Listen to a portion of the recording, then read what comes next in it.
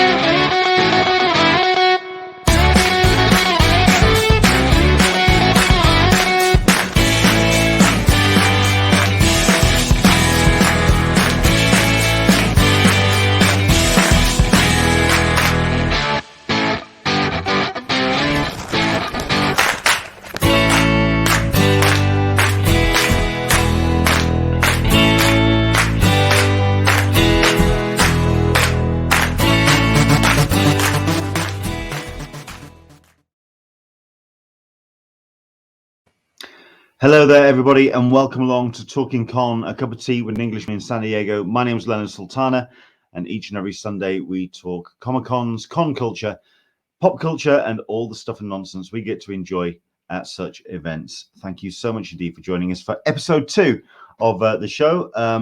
We had a nice, interesting episode last week where we talked to Simon Myers of Meanwhile in Coventry Comic Festival. A couple of technical issues, as well as Chrome decided to completely freeze on me. But we got it sorted, and we got the episode up. Hope you did manage to recap and watch that last week's episode, because certainly the back end, when we moved over to the full Patreon stream, that's when we talked to Simon. We showed some great pictures of an amazing festival. I'm really hoping that Simon announces that Meanwhile we will be returning to Coventry next week, because I think it's a show that sits nicely in the whole pantheon of British Comic-Cons. Really kind of supports the creators and encourages the new generation of creators, not just readers, just artists in general, to come forward. And I think that's a really exciting thing to be a part of.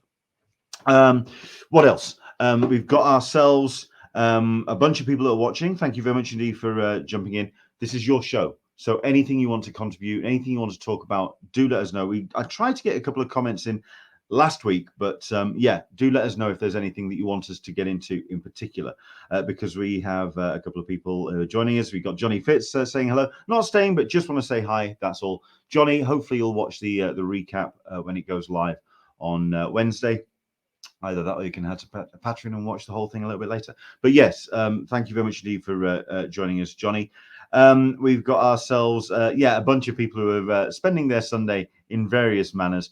Chuck Cook will be listening from the floor as I assemble shelving. It's Sunday. It's the weekend. That's kind of housekeeping, and that's how things kind of go. But then you've also got Into the Blue Mister. We'll be listening from the couch as I'm half a bottle in to a Sauvignon Blanc. I've got my tea. It's been such a busy weekend, actually, for me. I got a couple of bottles of cider, which I haven't even touched yet. So I'm a little bit concerned about that. slurp away. Excellent stuff. Yeah, Chuck Cook as well. You got the better deal. Very possibly, but there we go. I've got Leanne D who's watching. Hello, everyone. Leanne is actually incredibly excited because it's official. Her trip to the UK, Thought Bubble, is paid for. I will be in the UK starting November 6th. Looking forward to seeing you, Leanne. Really am. It's going to be good to have you in the country. Clydine Nee is watching as well. Hello, Clydine. If anyone is new to the stream and doesn't know who Clydine is not only a fantastic colorist, but also she's the person that organizes the Artist Alley for San Diego Comic-Con. As you can imagine, she's a little bit busy at the moment because everything's gearing up towards San Diego Comic-Con Special Edition in November. We'll talk about that in a bit. But Clydine, it's a pleasure to have you along. Thank you very much indeed for watching. Yeah, Into the Blue Mister actually has a comment in. Quick heads up, I was chatting in my local comic book store in Cardiff yesterday, and a Bristol con was mentioned for this time next year. Names dropped: Shakin, Sienkiewicz, and Simonson.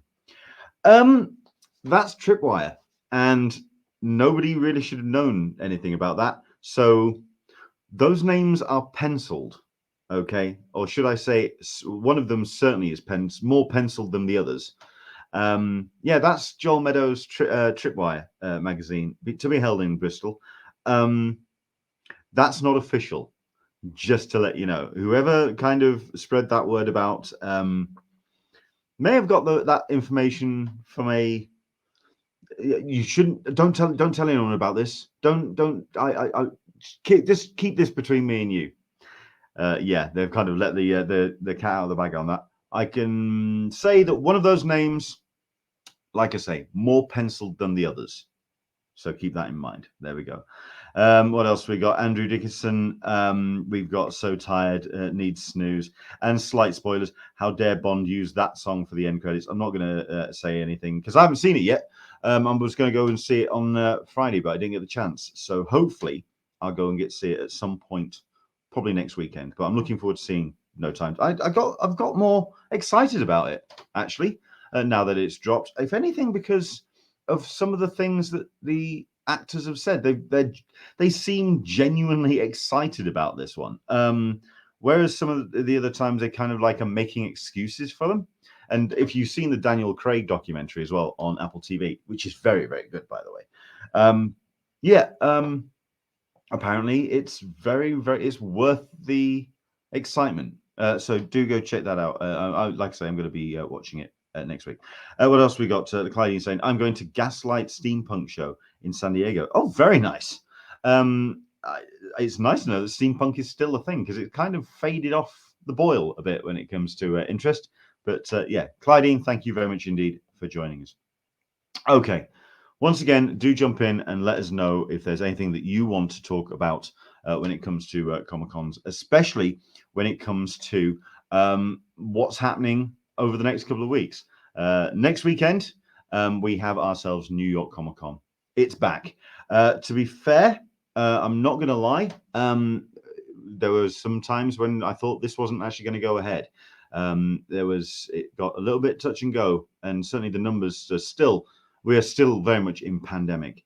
But what they're doing at Repop is everything they can to kind of make sure that their attendees are safe, their guests are safe, and or as safe as possible. And they've got themselves a nice little lineup with one or two caveats. We're going to get into that in a bit as well. But if you are watching, do let us know if you are heading to New York Comic Con because we are going to be having a couple of live streams. Thankfully, one or two people have agreed that they're going to be showing us some bits and pieces from the floor. So hopefully we'll get a sense of the vibe of New York Comic Con 2021. Obviously, with reduced numbers, with slightly reduced facilities.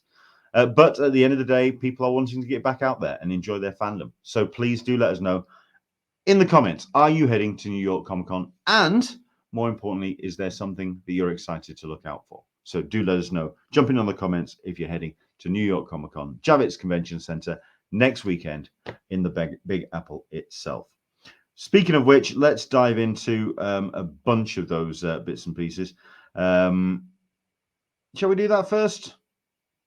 Yeah, let's do that first. Let's cover a bit of New York Comic Con stuff, because all the panels are now announced. We've found out exactly what we're going to be expecting to see, and yes, we've got ourselves a whole bunch of people that are going to be attending. Clydine is announcing Cully Hamner will be at NYCC. A whole bunch of artists announced their signings and autograph schedules, of course, across the whole weekend. Yeah, absolutely. It's great to see these people joining us. But when it comes to the actual panels themselves, the kind of multimedia element of it, it speaks volumes that it does seem that it's going to be on a slightly different scale, and also just a different approach, because we have seen the likes of, yeah, if I can just bring that up a little bit bigger, there you go. It's a great article that came up on fansided.com.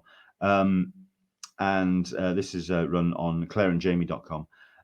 And it really does highlight a whole number of the panels. And I've got a number that I'm going to list and show up now. But yeah, the question is asked, why is the Outlander panel at New York Comic Con 2021 mostly virtual? The talent are technically available. They're not, they're free from any kind of shooting schedules, which begs the question then, why a whole raft of the panels are not going to be available with people actually there. So, for example, we have ourselves, this is a part of the panel screening. Like I say, we've got a bunch of them. We've got The Girl in the Woods, which is a show that I'm very excited about, coming to Peacock. I believe it's coming to Netflix here in the UK. We've got an incredible cast. We've got Jack Davis and Darren Brandt, who are producing from Crypt TV. You've got the co-exec producer, Jasmine Johnson. You've got the co-exec and the director, Kristen Ritter. If you've seen the panel, the trailer for it, it's got a great vibe to a show. And I would be very excited to see this, except it is going to be a virtual panel. The people are going to be not attending, I believe, in person. So it's going to be very much shown as a virtual event. And as far as I'm aware, this is what we're going to be getting from a lot of the actual panels at Comic-Con, at New York Comic-Con. Another one as well, which I know that we've got a couple of people who are excited about the Expanse. It's going to be a virtual screening, the Q&A with cast and creators. Again, you've got a whole bunch of people. Nobody's listed about who's actually going to be taking part, but I can imagine with a nice jumped up Zoom call, pretty much most, if not all, are going to be available to talk about it. But for that hour in 411, it's going to be a virtual screening and a virtual panel. And again, this is the kind of thing that I'm seeing across the board. And if I can bring up the actual the listings for New York Comic Con, you can go through them now. Like I say, they are available. And yeah, to be fair, it's a hell of a listing. We've got some amazing sort of presentations that are being put forward. But a lot of it is actually being live streamed in. So it's just a case of, is this going to be the new reality when it comes to Comic Cons? Is that something we're going to be seeing a lot of at San Diego Comic Con Special Edition? Perhaps is the kind of the meld of what they did with their Comic Con at Home presentation. Is that what we're going to be seeing on the screens? Zooming through, I'm hoping that there's going to be a real examination of what this means to Comic Cons. It's actually something that came up way before the pandemic, because people were wondering, would someone sit in a room to watch a Zoom call, a virtual interview with someone who didn't have to leave their room? They could just kind of beam in and they could watch a panel being presented to them on screen. None of these panels are going to be put up online. So it is going to be the people in the room watching the screen. The question is that now going to be enough? I'm hoping it's not going to be the new normal, because people want to see people in the flesh, and if it's not in the flesh, then let's try and work something else out. Or is this the working something else out? Who knows? What do you think? Is this something that you see being a new standard at conventions? But is this also something that you would accept? Would you be okay with sitting up? I mean, Toby is saying, and it's perfectly a valid statement, paying to go to essentially attend a Zoom call. Hopefully, that's not going to be a thing. That would just suck. Yeah. Andrew Dickinson is asking, are these live or pre-recorded? But at the end of the day, you've got Leanne D who's saying, I believe they're live. A lot of them, maybe. A lot of them may not. We don't know until next week. It's just giving us the whole that this is the what we're going to be seeing on the screen. And again, it's not just those panels either. We've got ourselves a number of them which are not going to be presented, and it's going to be more of a Zoom call. You've got yourself this virtual Q&A with the cast and executive producers. How is this? We've got a moderator, Chancellor Agard there. This is for, of course, Psych 3. This is Gus, the latest of the standalone films from the show. But the question now is, are they going to be zooming in live, or is it going to be a pre-record? Again, all of this we're going to find out next week. To be fair as well, I did actually put feelers out and ask if there's any way that someone from Repop could join us on today's show. And I've been asking for a couple of weeks, but unfortunately, I can imagine they're a little bit busy in the office. So it's a case of we're going to have to find out what is going to be happening. Andrew Dickinson, Critical Role is Zoom, but it's going to be streamed ARRC. Michael P, he's not paying for a Zoom call, and he's one of the biggest Expanse fans that I know. Hell, he even appeared on the bonus features of the Blu-ray for Expanse. That's how big a fan he is. So at the end of the day, just how far as fans are we prepared to go to enjoy? Because at the end of the day, we do also line up for some time to see new trailers. And at the end of the day, we're going to be in the room and we'd see that thing first before it gets dumped online. But the question now is, what about the rest of the aspect, the panel? Because I know that a lot of people are not a massive fan of Q&As.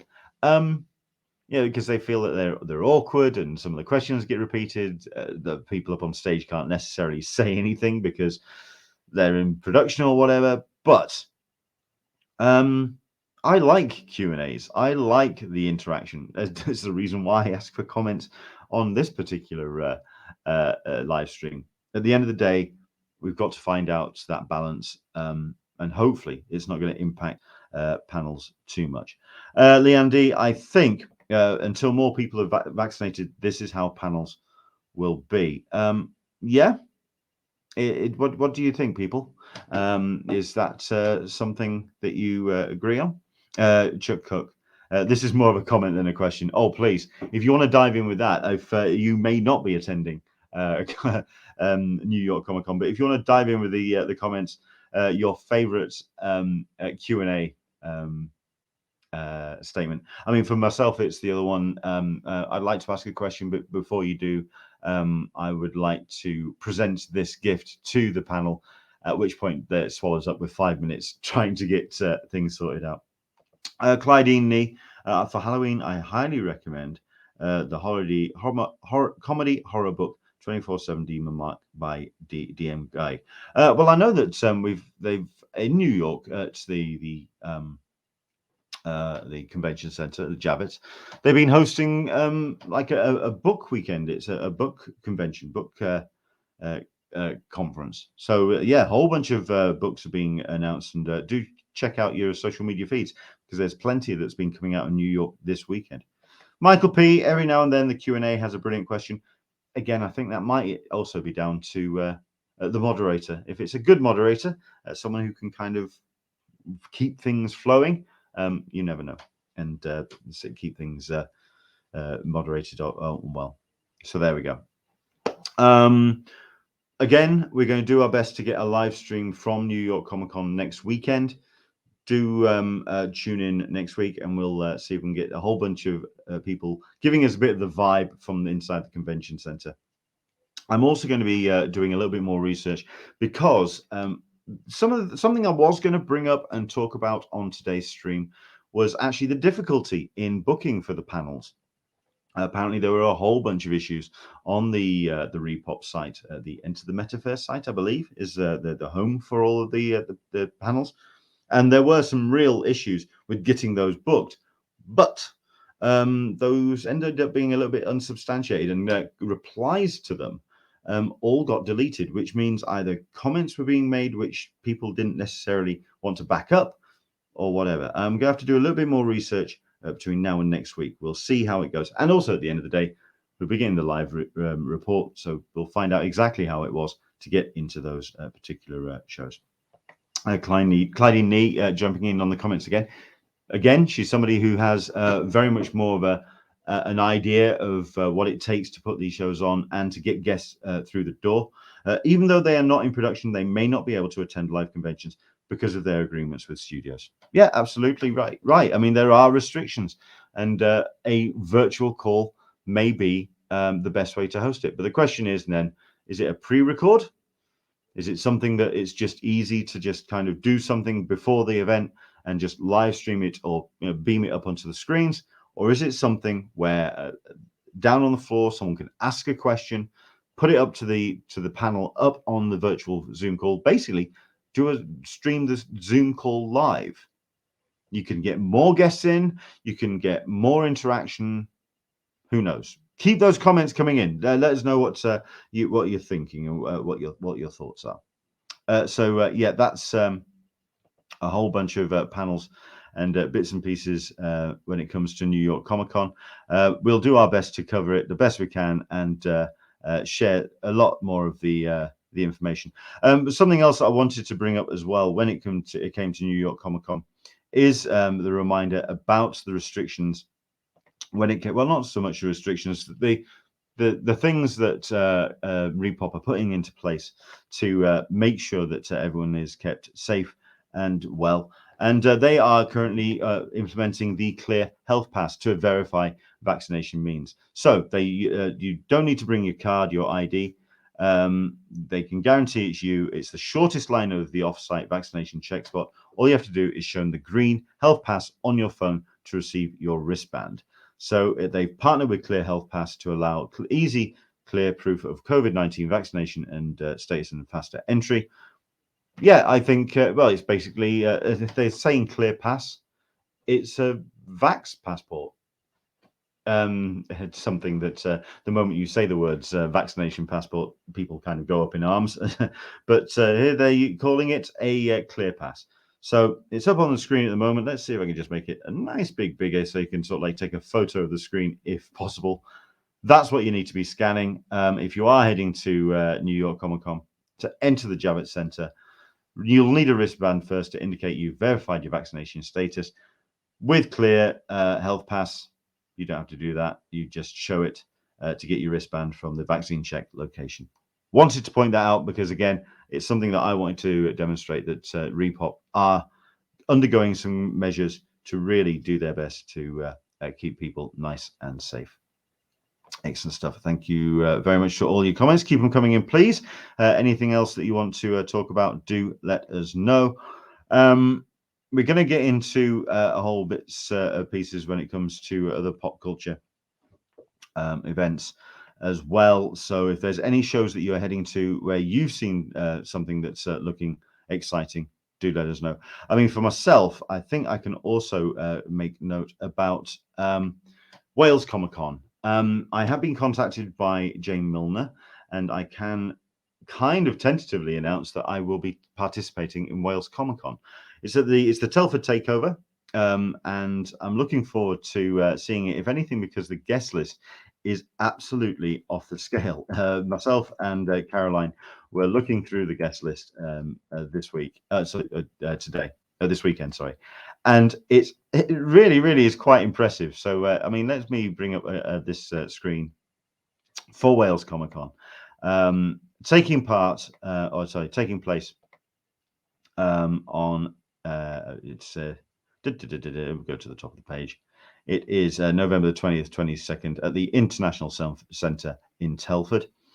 And yeah, Evangelina Lilly, Sean Astin, John Barrowman, Ian McDiarmid, a whole bunch of wrestlers that are going to be taking part. Dolph Lundgren, Brian Cox. I can get my Manhunter DVD signed. So looking forward to possibly getting a chance to meet him. Jason Isaacs, Mark Williams, Mark Shepard, Liam McIntyre, Edward James Olmos, who my missus was very excited to see on the list, along with Mary McDonald as well.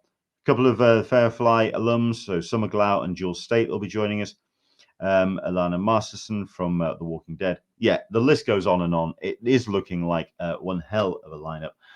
How many of those will actually be arriving? At the end of the day, they are confirmed for now. So let's see how it goes.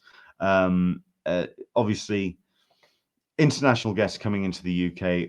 We got those restrictions lifted from US travel, which is fantastic, which is why Leanne can join us in November. So now it's a question just to see how many of those guests stay on the list for November. But for now, I would also like to find out who I could possibly be panel hosting for. So fingers crossed, I'll be seeing you at Telford in November. So that's that. Into the Blue Mister, I was planning on attending Wales Comic Con, but still very wary of COVID, maybe next April. I totally understand and totally appreciate that. It was Meanwhile Comic Con that kind of broke through the barrier for me, because I saw people being careful, because I saw myself being careful, and I was doing my part and everyone was doing their part. I think if we are basically responsible, if we're grown-ups about this, I think things can return to some kind of normality. I can totally understand and appreciate, however, an event of that size. It's something that came up in Meanwhile Comic Con, talking to the people behind the table. They actually felt that the smaller conventions served a very important purpose because it kind of broke that seal. People who are just going to a massive convention as their first one back post lockdown, I won't say post pandemic because we're not there yet. I think that's a culture shock. And anyone who is wary about that, Into the Blue Mister, I totally get it. So you do you. You absolutely do what you need to do to stay safe and secure about your own personal safety. I totally get it. But there we go. I mean, this is a good comment from Clydie. I'm loving the moody lighting, by the way. I don't know if I may need to turn a big light on so you can actually see me. I think that you have to consider air circulation. There's a good article about the spread of COVID-19 on the EPA website and when it needs to be done with air conditioning systems. Yeah, I agree that. I think, Meanwhile kind of helped because it was almost an open air event. Yeah, let's see how it goes. Yeah, fingers crossed. I think if we're all responsible, that can be the thing that moves us forward at the end of the day. Right. Other things I want to talk about. Yes, Comic-Con special edition. Let me just click on this first. Yeah, Comic-Con special edition. We are going to be having that show coming up very shortly indeed. And we had the badge sale last week. All went swimmingly with only a couple of minor niggles, to be fair.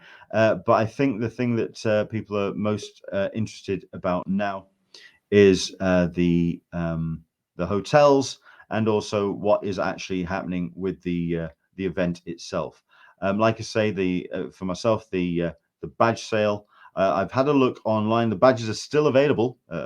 My session expires in 45 seconds. But as far as I'm aware, if I just bring that back again, yeah. Oops, I needed to restart that. Basically, it is at the moment, all the badges are still available. So please do dive in and keep your eye on if you are wanting to attend. We also have ourselves the hotels. That again is also very encouraging. Plenty of rooms still available, and at a very good price indeed as well. So if you are wanting to attend Comic-Con Special Edition, November 26th to the 28th at the Convention Center in San Diego. Yeah, you've got the rooms, you've got the availability. It's now nailing down who's actually going to be there. We've got a whole bunch of stuff that has been announced by Comic-Con, but we need, I think, more information for more people to be more excited about it. So fingers crossed about that.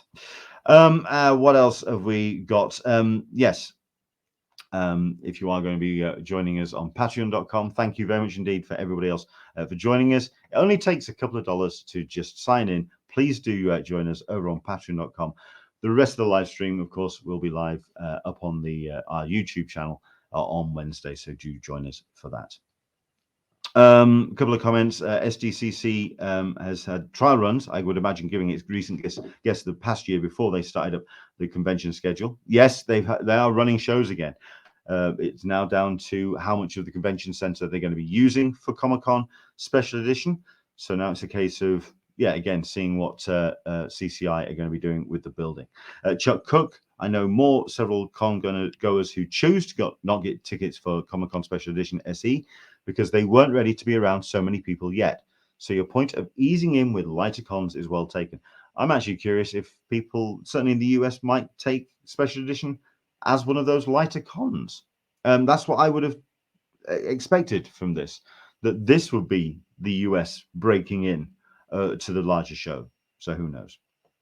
Okay. Mark Searby is going to be joining us very shortly indeed, but we're going to deal with that. He's been very positive on his screen. I'm very tempted to just bring him in so he starts gesticulating to our audience as well. But tell you what, I'm going to do it anyway. Hello there, Mark. How are you doing, sir? Oh, shut up. It hasn't. You weren't still enough. No, that's true. I wasn't. Can you tell that the evenings are really starting to come in here in the UK as well? Look at this. It's real Halloween moody lighting. It's weird. I've got all the lights. You've got none of the lights. What's going on? None of the light. Hang on. I've got to sort that out. Hang on. It's weird. It's weird. I mean, I know there is. Dear me. I know there's a bit brighter. Bit brighter. There we go. There we go. We can see you now. There we go. It is. Is that a good thing or a bad thing? Please let me know in the comments if you want me to turn the lights back off. So there we go. Right. The other things I wanted to do dive into as well. I mean, first and foremost, I mean, how are you doing, Mark? How are you keeping? What are you up to at the moment? I'm very well, thank you. Thanks for having me on. It's nice to be back, to be honest with you. What am I doing at the moment? Just busy. You know, I mean, films have not stopped. Obviously, they didn't stop during the cinema shutdowns or anything else like that, as we discussed. And it's just getting busier. London Film Festival starts on Wednesday here, so that's 10 days of films for me. I think I've got about 60 films to do, something like that. It could be a little bit less. I'm not quite sure at the moment, but I'm just sort of gearing up for that, to be honest. What has it been like for, I mean, I want to get into the full interview thing after we've done the kind of news, but I mean, certainly during lockdown, there was a lot of virtual film festivals and streaming bits and pieces. And I was very excited, not excited, just very interested about the whole idea of critics being very welcoming of virtual screenings, if anything, because it also opened up for accessibility for those that couldn't make it to cinema screens, even if we didn't have pandemic, those with disabilities, those that needed those special kind of considerations. I'm just really curious to see what your thoughts on that was about the virtual space, especially for screeners and critics. Yeah, I think in general, I think it's great. I think it should continue. There's no reason why not. I'm not just talking about me as a critic as well. I'm talking about, the general public being able to see films that are showing either in another state or another country or something like that. I get that there has to be restrictions. I get that. But there are certain films that have worldwide releases. So why wouldn't that be showing across other places as well. You know, you take something like I'll give you an example. So The Power of the Dog, which obviously is going to be coming to Netflix very shortly. You know, Benedict Cumberbatch in a very different role. Now that's Netflix. That's going to Netflix across the world, and yet it is having showings in cinemas and also on streaming services at film festivals around the globe at the moment. But why shouldn't that have an unrestricted, ungeolocked viewings for everybody? It doesn't make sense to me when you have a film that is owned around the world by somebody. And you're right in what you're saying is that, you know, some of this really restricts a lot of people in what they can see. And I think that's the worst thing, is that not being able to see films, not being able to see big blockbusters, well, that's a different question, but not being able to see some of the smaller films as well, that's a shame, because you do miss out on a lot of great stuff. You know, there's films that I see which just don't get a release, or are just not part of the bigger conversation because they've not been released in a certain country, and it's a shame. It really is. Yeah. So I'm sort of hoping it opens it up for more people. I mean, and you know that we both visit this website. There is a certain website which previews snippets of soundtracks, which I'm not going to read the URL out because it is rather naughty, but they're pretty good on that site for covering all the films that are coming up. And when you have sort of like album covers with some real big names on them, these are smaller films that haven't been given perhaps the bigger splash on maybe on social media or just out in film Twitter perhaps, and they just seem to be sliding by a little bit, and people are sliding underneath the radar. And I'm seeing all of these names and these titles swing by, and next thing you know, I'm googling them up and pulling the trailer up on or whatever, and just finding out more about these incredible films, and thinking, cinema is a very special place. It allows us to experience these films, and we're being deprived that at the moment. I don't know. Well, we're not being deprived of it because cinemas, theaters are open again. We're being deprived of these mid-level films. I think that's the way to describe it now, is that these mid-level films are basically going straight to streaming, or are in cinemas for 2 weeks, and they're being missed, unfortunately. And then they go to streaming. There's no promotion for them because there's no promotion at all. There's no money for the promotion, so there's a lot missing. I'll give you an example, actually, Leonard, is that earlier this year, one of my favorite films of the year so far is a film called Here Are the Young Men. It's an Irish film starring Anya Taylor-Joy. It's actually directed by her, I don't know if it's her fiance or husband, I don't know. Has got a couple of other big-ish actors in there. It's an aggressive coming-of-age tale set in Ireland in the 90s. It's a fantastic piece of work, but it just went by the wayside because there's no money for it. It went out onto digital, then it hit DVD about 6 weeks later, and it's now on Netflix and on Amazon Prime because they're desperate to make their money back. So they're trying to push it anywhere they can. And I think that's part of the problem. I mean, look how many films that are on Netflix that you can guarantee you or I will go, that looks awesome, I'm going to put that on my watch list. And then you never get around to watching it because you're kind of like, oh, the moment's gone, I've forgotten it. And I think that's the problem, is that how much of a hit is Dune going to take getting a simultaneous stream on HBO Max? That's the bad one, isn't it? That's the bad. I mean, it's doing really well around the globe where it is not on streaming. Basically, I've noticed it is financially doing pretty well. We're gonna get into box office records in a bit later on in our conversation, because but in terms of that, it's going to take a big chunk. It really is. It really is. And it was I got right why they wanted to make that decision at the start of the year, but it should have been done on a film by film basis rather than anything else. Yeah. There we go. Venom, Let There Be Carnage, opening with $60.1 million. This is via Sony. It's a pandemic era record, and even more than Venom's $80.26 million opening in 2018. I mean, to be fair, Venom is an odd example to give, because that was a slow burn, because people were fully expecting that film to be utter garbage. And then when it came out, people are going, that was so much fun. Yeah, that was so much fun. At which point I went, oh, right, we'll go and check it out then.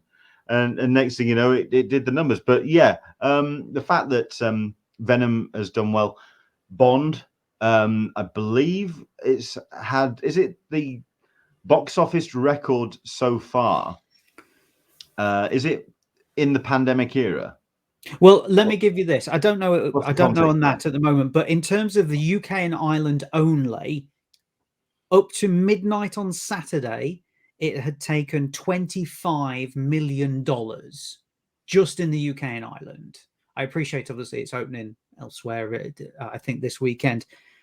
That is, I'm just looking at it now, the highest day. So Saturday alone took in $11 million just in the UK. That's the highest day of box office in the history of the Bond franchise, the fourth highest Saturday of all time, and the biggest single day gross for a universal release. Now, if that doesn't tell you that cinema is back, I mean, cinema was back anyway, but that gives huge renewed hope that people are going back to see something that they really want to see on the big screen. And Venom is an example of that. I mean, as you said, I think people sort of were like, Venom, oh, that's kind of fun. And then when they said a second, they were like, I'm down for that. And they said, we're just doing it on the big screen. And I think people are a bit more comfortable about it. And it gets to a point where you think, let's have some normalcy about this. Let's get some normality. Let's go and see Bond on the big screen. Let's go and have a good time watching Venom or something. Yeah. I mean, it's been interesting to see, like I say, the numbers, and you're talking about cinema being back. I don't think it was back for Black Widow. I don't think it was back for Shang-Chi. I think it's very interesting that there's this line in the sand where people have just gone, right, we're ready now. And I'm curious to know what that mental light switch, I'd really like to know what that was, where people just went, no, okay, we're ready. Because I'm curious to see. Black Widow was going to be an interesting one. It was the first one out the gate. Shang-Chi is an interesting one again because it is very much minority driven. And while it's an exciting film, it has very much like Black Panther, that kind of core audience that it is kind of also skewing towards. Eternals is just an unknown quantity. And whereas in the past, Marvel could have just ridden the waves. In the past as well, you had the TV shows as well, where people were getting excited. Black Widow got the numbers, I think it did, off the back of Falcon Winter Soldier and all of that kind of. Loki just kind of rode it in as well. I don't think Eternals has got that. What If is fine, but it ain't generating the heat that I think Marvel may have wanted. You do bring up a good question there about Eternals, and I think Black Widow is unfortunate because obviously it was on Disney Plus at the same time. You could stay at home and you could pay the same amount. Well, maybe a bit more than obviously, if you were going to see it on the big screen. So I think that's a slightly different one. I think that is maybe something that shouldn't be included to a certain degree. Shang-Chi has pulled big numbers, bigger numbers than I think a lot of people were expecting as well, and deservedly so. I think it's a great film. You've got to remember as well, is as you just said there, Leonard, is that there is a hardcore audience for that, but the standard Marvel moviegoer who doesn't read the comics, I'm including myself in this one as well, was unsure what it was. You looked at it and you went, I don't really know what that is. I mean, I looked at it and went, that looks like a wuxia film. That looks like Crouching Tiger, Hidden Dragon. I'm there. I'm there for that. Count me in. Absolutely. Well, that's the thing. I mean, Shang-Chi, like I say, I mean, all you have to do is just put up a cover and you could sell it off that. It's the riding off the Bruce Lee 1970s excitement. Fine. As a comic, and that works. And you could also do that for the films as well in that regard. Right. For all of the love that the industry has for Jack Kirby, your average person on the street wouldn't know who Jack Kirby is to spit on him. I agree. They wouldn't I don't recognize know. what I his have no influence idea. is. They wouldn't know what and what he brought to comics. And I'm sorry, I own Eternals, the original New God series. It's a bitch to get through. It's really bloody. It's dense. It's really, really hard. Kieran Gillen has got his series coming at the moment with Isad Ribic, which is glorious. It's gorgeous to read. It's gorgeous to look at. It's still an absolute bitch. It's an absolute swine to get through. How this is going to be as a movie, it's going to have to be the cast. The cast are going to have to be on every bus and every poster. You are going to have to sell this on that superstar stellar cast, because otherwise this film is really going to struggle. Do you know, also as well, is that obviously when they had moved it back and they said 5th of November it's going to be only in cinemas as well, I was like, okay, well, that's kind of an interesting time to release it. You know, it's around the Marvel time when they would release their third film of the year and everything else like that, and there was nothing up against it. And then slowly things started appearing. I'm just looking at my book now, which has got my releases in. Just here in the UK, okay, alone, you have you have The Card Counter, Paul Schrader's film starring Oscar Isaacs. Granted, it's not a direct competition, but Oscar Isaac is going to pull in a lot of people. He's got a big fan base. So The Card Counter. It's also up against Spencer, the Diana film by Pablo Larraín and starring Kristen Stewart. I've been hearing some great reviews about. See, here we go. This is the thing as well, is that people are going, yeah, but it's not the same thing. Here in the UK, what do you think is going to do bigger business, Spencer or Eternals? I'm going to put my money on Spencer doing huge numbers. Yeah, here in the UK. I don't know if, you know, the people who are going to see it, I don't know if they really know what it is. I mean, my understanding is it's a bit David Lynch-ish, but from alone, people are thinking it's a Diana film. Hey, I'm going to go and see it. I think that's going to be, but then also the same day on Netflix, The Harder They Come, the Idris Elba film, is also out, which has been doing huge results at film festivals. So for me, Eternals is 4th on that list. Yeah. And as you said, that cast has to be on a bus. They have to be taking, you know, every single promotion opportunity. They should be doing a panel at New York Comic Con next weekend. Yes, I completely agree. It's a weird one. I look at that trailer and I go, okay, this is interesting. It's something different, but I don't know who they are. Yeah. And we're now in a new phase of Marvel movies where we're getting these characters who we don't know who they are, which is quite exciting. Think back to phase 1. It's kind of exciting, but at the same time, you still need some sort of ability to link them. And there's that stupid moment in the trailer where somebody asks them, why didn't you turn up when Thanos turned up? And they give that crappy answer and whatever else. And you think, yeah, I don't know how you're going to play this. I really don't. It's a curious one. Great cast, though. Great cast. Oh, yeah. I mean, yeah, I think the direct example or correlation for that one is Guardians. Because it was such an unknown quantity. But the thing is with Guardians, it had that kick-ass trailer, which had More Than a Feeling blaring out at full tilt. And it felt rock and roll. It felt fun. It had that amazing tagline, you know, Guardians of the Galaxy, you're welcome. It just everything about it just screamed rock and roll. Yeah. This one, Eternals, seems po-faced, maybe. Yeah. But then again, the book was so. Right. Yeah. Okay. If it's going to be accurate to the book, it's going to be very worthy. Oh, it's going to be a hugely tough sell, this film. Absolutely. Really is. And I don't know what happens after that. If it doesn't work, what happens? Fair enough. Tell you what, I'm going to wrap up the rest of the news, or certainly the bits and pieces that have coming through. There's 2 shows that are on the way. You got New York Comic Con that's taking part next weekend. So do start thinking, Mark, about shows that you are thinking of attending, and let us know what your thoughts are on comic conventions and what they need to do to move forward, and how perhaps they have been hit, and what the after effect of fandom is for that regard.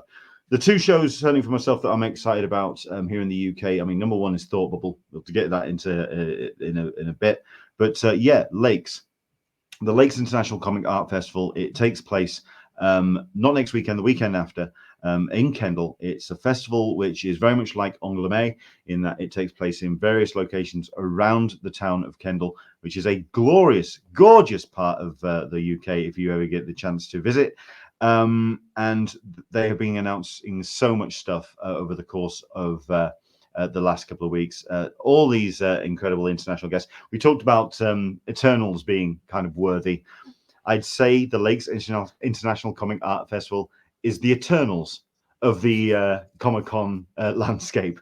It's very worthy. It's got some great talent that are going to be showing up. You've got the likes of Sean and Jacob Phillips. You've got Sarah Begum, who was nominated for Best New Talent at the Tripwire Awards. You've got all these amazing people that's going to be showing up. David McKean is going to be doing a panel. We're talking about Raptor, That Texas Blood. So you're going to have Chris Condon and Jacob Phillips talking about that. Like I say, this is the kind of thing. There you go. There's a lineup right there. The power of political cartoons, the secret formulas of comic timing in comic strips, and check it out, an extravaganza of comic art from the Czech Republic. That sums up the Lakes International Comic Art Festival for me. Meet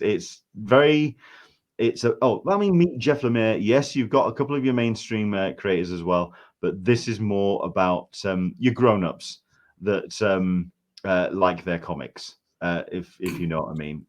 So I don't know. I mean, there's a number of great panels for the kids, and yes, I mean, let's talk about that. We've got ourselves something as well, which is taking part at the same time. It's as part of the festival, which is Little Lycaf, and it's a bunch of workshops which are going to be taking place, held at the Shakespeare Centre in Kendal, which is again another great little building, and it's providing activities for kids and the families.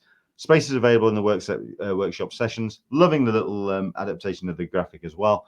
But yeah, there is some stuff that is taking part at Kendal.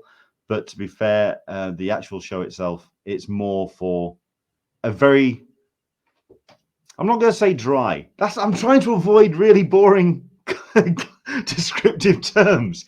It's not dry. Come on, Mark, you're the one with the good command of language. Educational. Educational's one. It's not boring. Informative. It's not pro-faced. Thoughtful. Considered. Which never sounds like rock and roll to me, does it? I mean, come on, let's be fair. Yeah, no one. Let's put it this way: no one gets to Sunday of Lakes International Comic Art Festival and goes, "Yeah, Lakes hardcore." Yeah, it's not that kind of. It's not that kind of show, but it's going to be worthwhile checking out if you are heading to Kendal not next weekend, weekend after. Do check them out. It's the comicartfestival.com. All the listings on there. I mean, like I say, we've got some great panels on there, and they're showing Road to Perdition as well on the Sunday for the hell of it. And also, I've got this panel, which is one of the panels which are really, really fun, which is the big live draw. They get themselves the sofas. So they've got a moderator. You've got two people on the sofa. You've got two people on the drawing tables, and they just keep swapping them around. So you've constantly got the interview that is going on, and then you've got this art being created up on the screens behind you. You've got Charlie Adlard. You've got Maria Bjorklund from Finland, known for Planet Z. You've got Sean Phillips, and you've got Steve Yeovil from 2000 AD. So you've got this massive sort of breadth of comic artists. That's going to be taking part, I believe, that's on the Sunday. I think it's one of the shows that, or one of the presentations that wrap things up. Looks really fun. So there we go. That's Lakes International Comic Art Festival, comicartfestival.com. Do check out more there. When it comes to Thought Bubble, preparations for that barreling down the pipe as well. We've got ourselves a great sketching spotlight panel that's going to be taking part.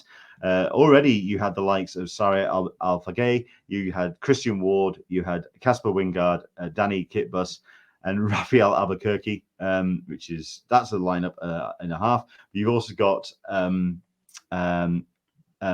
I forget his first name.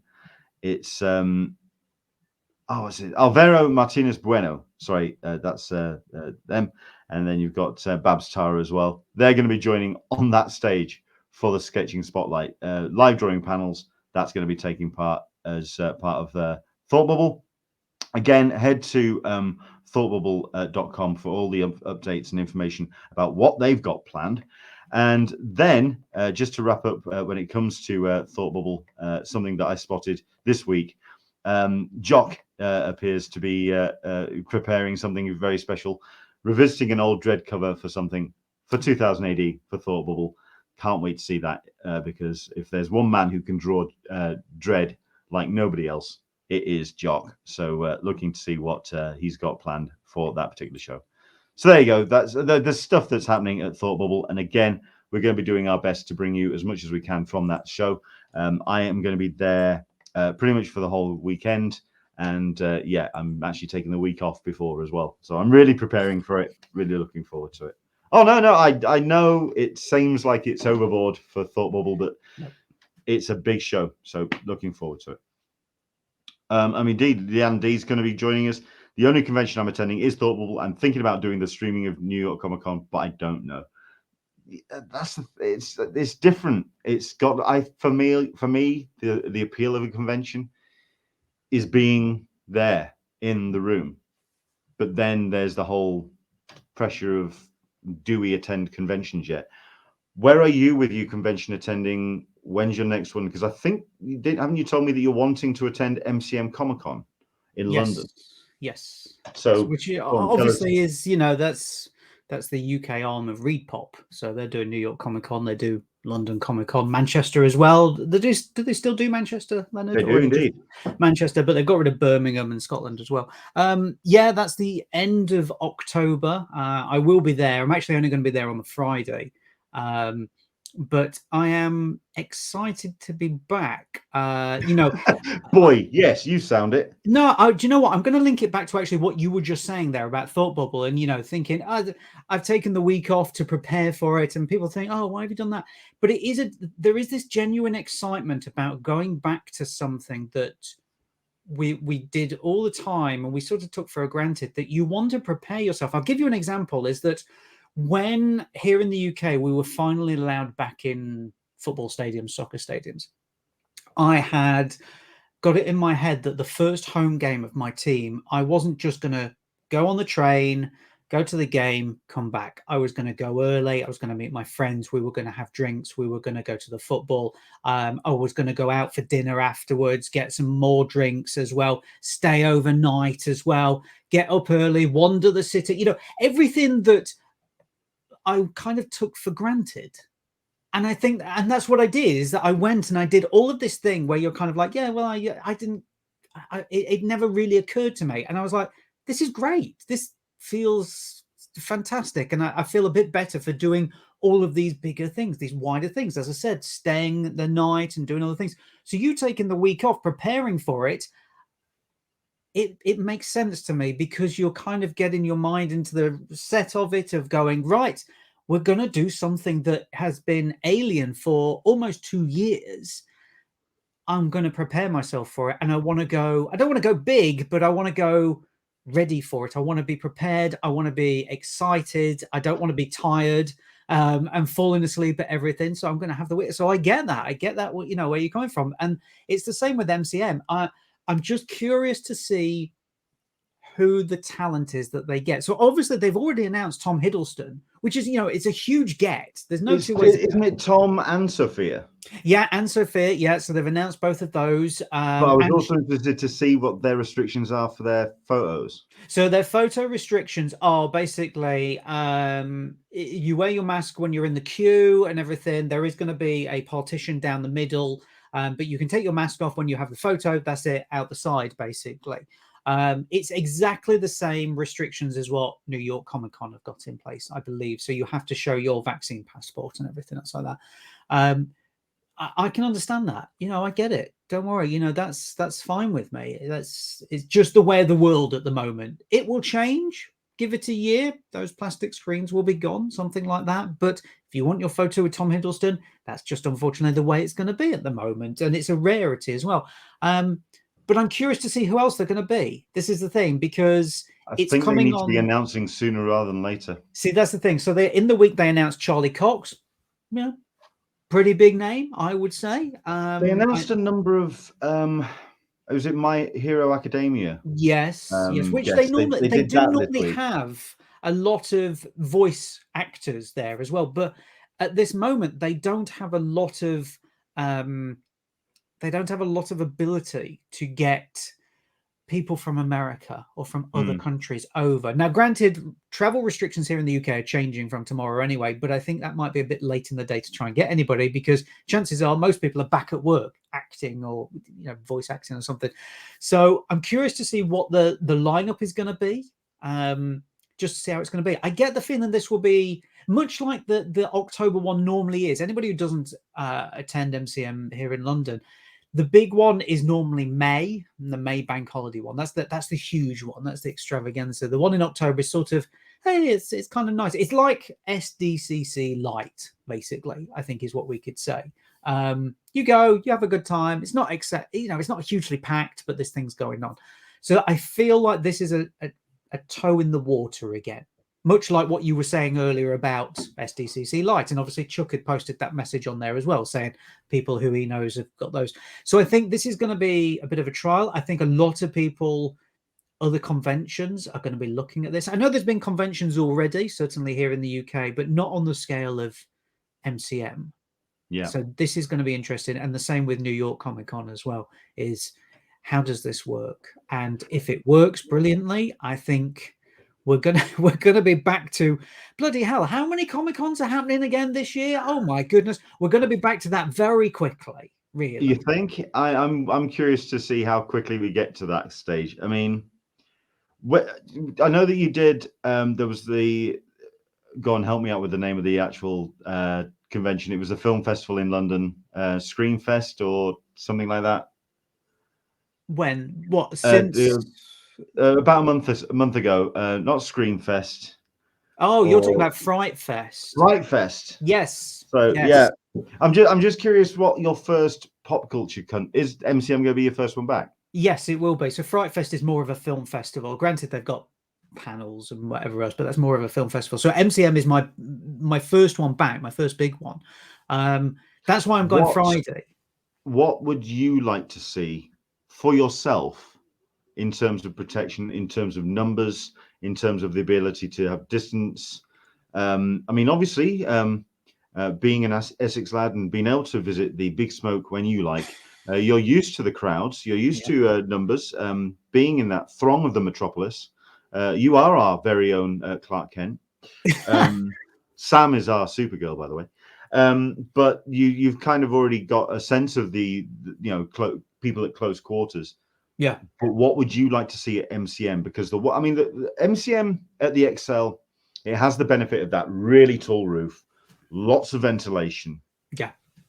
There is that in its quarter. I mean, the Thought Bubble, same drill. I mean, the roof at the Harrogate Convention Centre is very, very, very tall. So you've got ventilation, you've got airflow. What do you want to see in terms of crowd management, in terms of?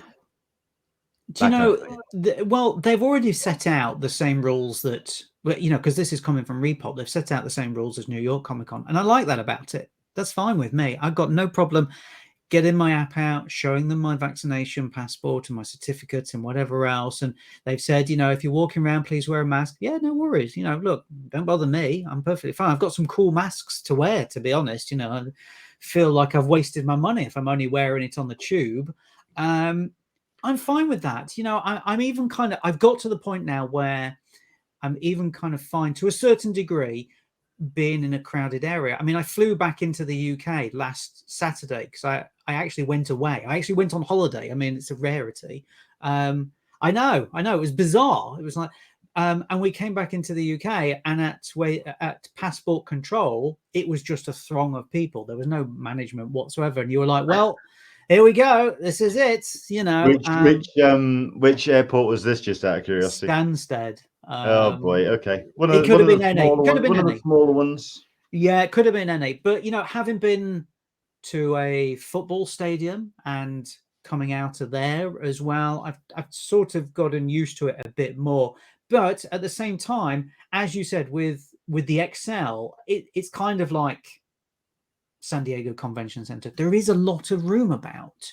And I think if they put certain directions in, certain routes, they could make it easier, to be honest. I think that's always been a problem there anyway, is that they're just like, yeah, just go. Yeah, whatever. It doesn't matter. If they put certain routes in, like you could, one-way sections, that would help it anyway.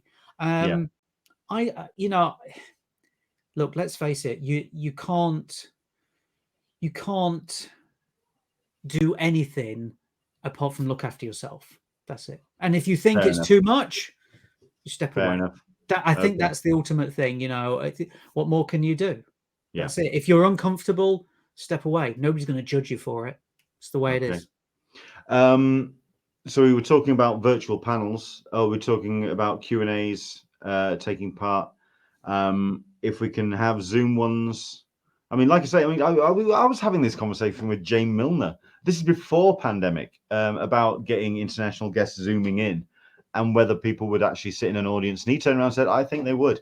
If it's exclusive to that room, if people can interact with the guests as though, conversation, because we actually did this at Meanwhile, we had two creators Zooming in and we had the Q&A as though they were in the room. It worked rather well. It worked a damn sight better than I thought it was going to work. The question now is, I don't want that to be the norm.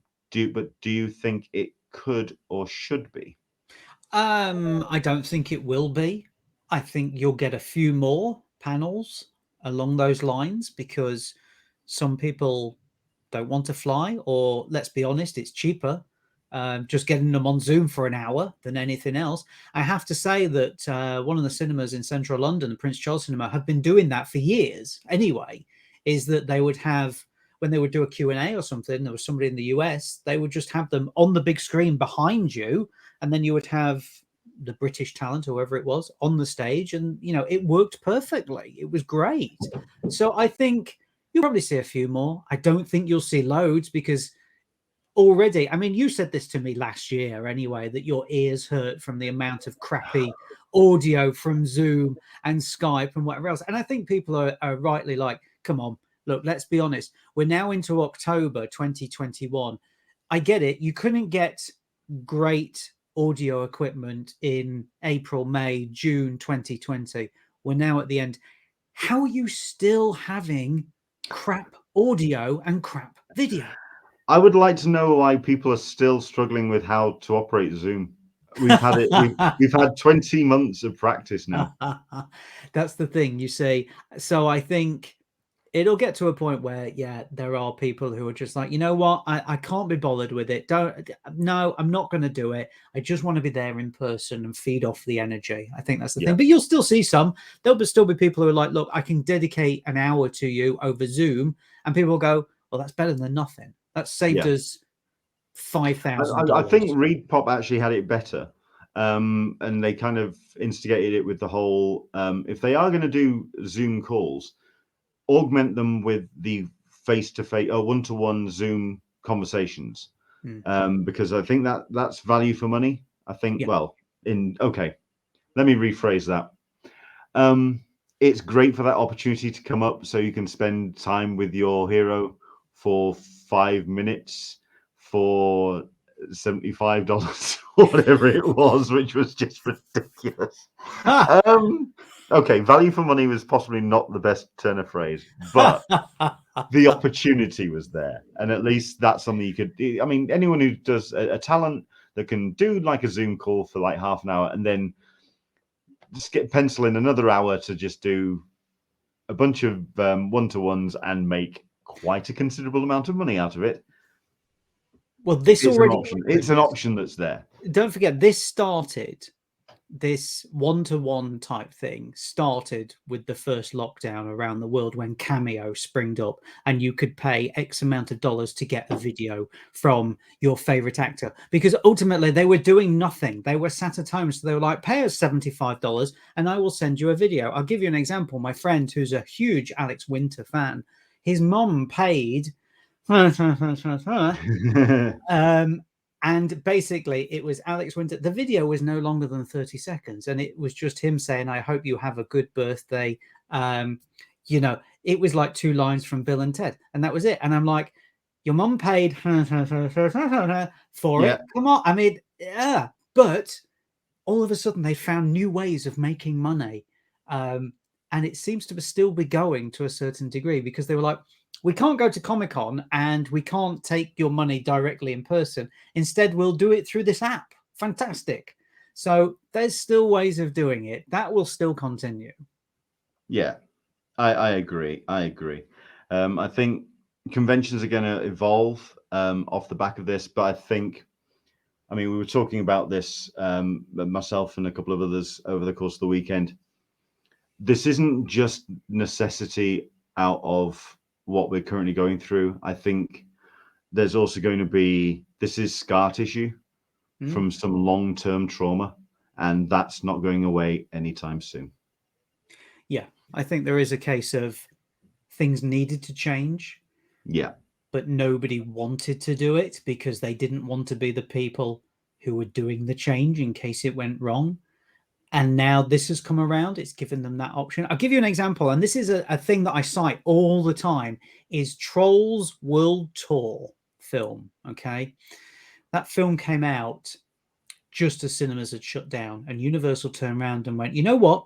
Let's put that straight on streaming for a premium price. Let's see what happens.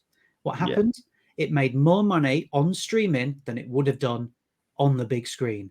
And suddenly everybody went, wait a second. How much did that make?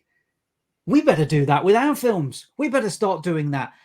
That was the instrumental film that changed everything. And I think we're seeing that now with Comic-Cons and with large scale events to a certain degree, is that suddenly somebody's put something in place and other people have gone, how did that work? And they go, it worked brilliantly. A lot of people were very comfortable with it. It helped us as well as an event. And they go, we'll take that as well. We'll do that. Yeah. Thank you very much. And I think that's what we're going to see. So I think somewhere along the line, there's going to be something that we're used to when we go to conventions. I'm not sure what it's going to be. There'll be a big change. And you'll go, oh, I don't understand it. And then by day 2, you'll be like, I totally get it. Why they've changed it. It makes complete sense. And actually, I feel much safer. Okay. One of those shows that really went all in with the way it did things and really changed the format of it. I will wrap up on this. This will be the last question, and we'll say our farewells and we'll keep it nice and tight. How excited are you for DC Fandom? There's the giggle. There's the laugh I was waiting for. When's it on? It's a very good point. Even I'm not entirely sure. Hang on. There you go. That's how, I mean, I know that I'm invested in the Batman and I'm invested in the Flash, but that's more for personal reasons because I know somebody who's involved in production. Yeah, we'll slide over a lot of the details there. October the 22nd is when that drops, which means same weekend as MCM. The same weekend as MCM, so 3 weeks time. There's the thing about DC Fandom, and I bitched about this when it dropped last year. It was just one big video dump. There was no interaction. It was all pre-recorded. Okay, it was nice and slick, and it was gorgeously produced, and it looked amazing, and it certainly informed what San Diego Comic-Con looked like later down the line, and a couple of other panels as well. And people then just went, oh, we've really got to ramp up our Zoom call presentation. We've got to actually throw an intern that knows their way around Premiere and actually do some work on making it look pretty. At the end of the day, that's all. And yeah, let's get Adobe After Effects and do some moving graphic backgrounds and shit. Fine, it looked great, but there was no two-way dialogue. It was literally just one 24-hour long EPK, and I was bored rigid. Thoughts? You can have all the quality in the world. And the reason they pre-recorded it, let's be honest, is so they can get rid of all the crappy ins and outs with the audio and the video and whatever else. So it looks like nobody ever had any problems. You can have all of the quality, audio and visual wise, but if the content is shit, nobody's going to watch it. Yeah. I would much rather, I'll give you an example. Last year, San Diego Comic-Con had a 1-hour chat with David Goyer, and the video connection was not great. It cut out a couple of times, but that chat was 1,000,000 times better than all of the polished stuff that was on San Diego Comic-Con or was on He DC was Fandom. honest. He was forthright. He was informed. I'm not a massive fan of a lot of David Goyer's output, but the man knows his industry. That's the reason why he still keeps the work. And also, it was interesting. That was the thing. You come to a panel because you're either you want to be educated, you're invested in the person, or you think it's going to be a really fun panel. Bob's Burgers is a fun panel at San Diego Comic-Con every year. Whether you've seen it or not, it doesn't matter. If you turn up to DC Fandom and you go, I can't wait for the Batman, and they go, so the Batman is out in March 2022, and here's the first trailer. You think, I'm done already. This is rubbish. This is so clinical and without emotion. What's the point? I would much rather have somebody's internet crack out half an hour and it spend 10 minutes trying to get it back, and then he comes back and the conversation is still more interesting than some sort of, you know, pure pre-packaged EPK, as you said. I'm fine with that. I'm fine with that. But putting something out like that. Leanne D, Fandom only did great because of the Snyder bots. She's right. She's bang on the number. For a lot of the grief that I have about Zack Snyder and his followers, they did provide a lot of the entertainment for that weekend. But she's right. Absolutely bang on the money, is that they would not have got anywhere near the numbers they got if they did not have that film premiering on HBO Max, you know, within several months. If that panel did not exist, goodness knows what those numbers would have been. Yeah. So there we go. I mean, Chuck Cook, let's sit and watch trailers for 24 hours straight. Yeah. I mean, there was some attempts at trying to keep it light and interactive. There was some nice kind of like art panels and 1 or 2 bits and pieces when it came to like cosplay, but it was all drowned out by the DCEU kind of stuff. But yeah, there was no cohesion to the way that the like, panels run. Yeah, I'm really hoping that they provide more of an interactive thing, because if they don't, then again it's just going to be incredibly dull. Netflix did the same thing recently. I missed that completely. Netflix did the same thing where you're like, great, look at all the people they've got, and then you went, okay, it's about 10 minutes. That's about it. Let's have a streaming service run a virtual event previewing all of their content and do it on YouTube. What? Oh, I mean, okay, if you put it on Netflix, fine, it's preaching to the choir. They're already subscribers. Yeah, I get it, but put it on YouTube. It's the world's biggest video platform. It makes sense. Fine. Leanne D, the next one, Netflix one, was boring. There you go. That's it. We don't have to do anymore. There you go. That's it. It's right there. If anyone from Netflix is watching, number 1, thanks for joining us. Congratulations. Number 2, your show was boring. Deal with it. So there we go. Excellent stuff. So thank you very much indeed, Mark, for joining us. I know that we're getting other guests lined up, and we've got a couple of bits and pieces coming up down the pipe for future episodes. But Mark has been part of Talkin Con pretty much from the start. When we got this thing up and running, he's part of our DNA, and it's a joy to have him on any time. And Mark, it's been a pleasure. Thank you very much indeed. Thank you. Thanks for having me on. Should mention one thing. Oh, go on. Well, you were going to ask me there, where can people find me? I'll answer that. I'm on Twitter, Mark_Searby, website, marksearby.com, film reviews here in the UK, Friday afternoons on Phoenix FM, Saturday on BBC Radio Suffolk, Sunday on BBC Northampton. My books about Al Pacino and obviously the legend that is Rick Mail are everywhere available. Also, what I should mention is there is a very exclusive interview coming to the Convention Collective. It will be not this week coming, the week after, with somebody who was hugely instrumental in my career as a film critic, and also I would imagine hugely influential in the amount of films that Americans and people in the UK saw through the years, and he has been a fixture of probably everybody's lives. And I'm really pleased and excited to actually get to interview him. So I'm not going to tell you who it is, but I am so excited. It's unbelievable. I can't even believe I've got an interview with him, to be honest. Whoa. Okay. And the man's interviewed some of the biggest and the best. So yeah, okay. Looking forward to seeing that interview with Chris Nolan coming up on the Convention Collective. If only. If only. You've got Leandy. Good to see you, Mark. And yeah, it's like I say, it's been an absolute pleasure. Yeah.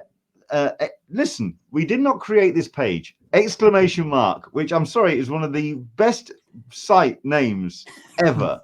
And we didn't create this thing for it to just sit there. So we're going to have some content from Mark up. And like it says on there, there is only one Mark Searby, man in the know, man's man about time. He knows what he knows, and he knows what he likes. So we might need to change that. Man's man. Men want to be him. Women want to be with him. Those of mixed gender want to know what his magic is all about. Anyway, what size he wears. Yes, what size he wears.